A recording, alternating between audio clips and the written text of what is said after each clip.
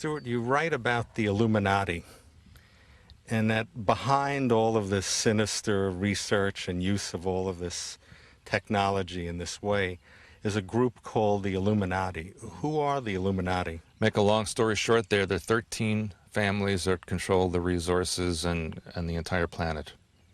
And they have their ancestry goes all the way back to Sumerian times. And where then they changed into the Babylonians, they became the Khazars. They entered into Europe, where they merged with the Celtic remnants or the Atlantean refugees, which became the Merovingians. And then that, over the centuries, broke into 13 distinct families that controlled Europe at the time, and then now the entire planet. But before the Illuminati were the Reptilians?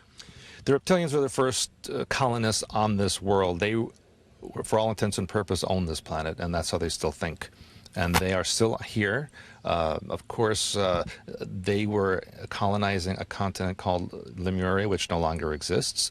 They went underground or into the inner earth, and then they started coming up during the Sumerian times, interbreeding, hybridizing the population so that there's a human and reptilian genetics in all of us. Each one of us has reptilian genetics. And you can see this as a fetus develops in the womb.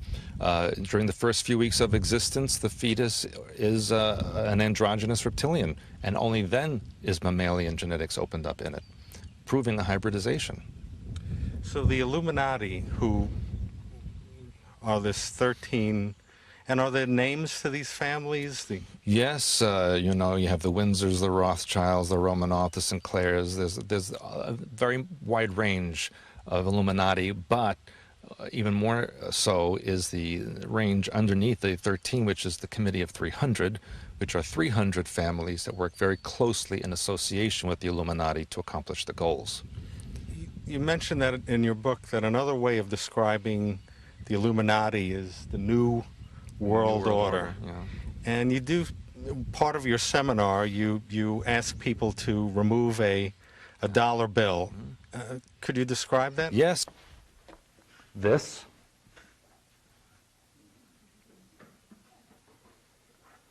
And then there's a space, and then there's the rest of it. This is the all-seeing eye of Osiris. Why is that on American money?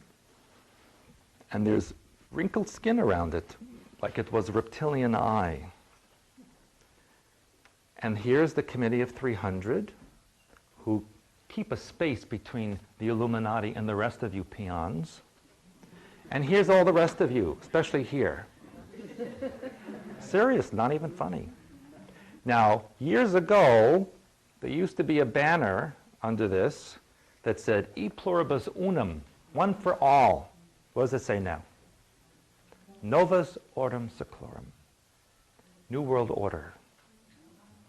Did you notice? Did they put that in the newspaper? Look at your dollar bill, and you'll see it. This is a decommissioned Air Force base. You also write that the government at this present time is utilizing Air Force bases for other purposes.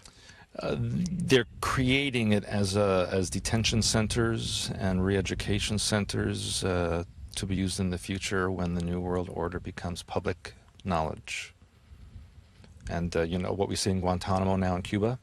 Picture that across the United States.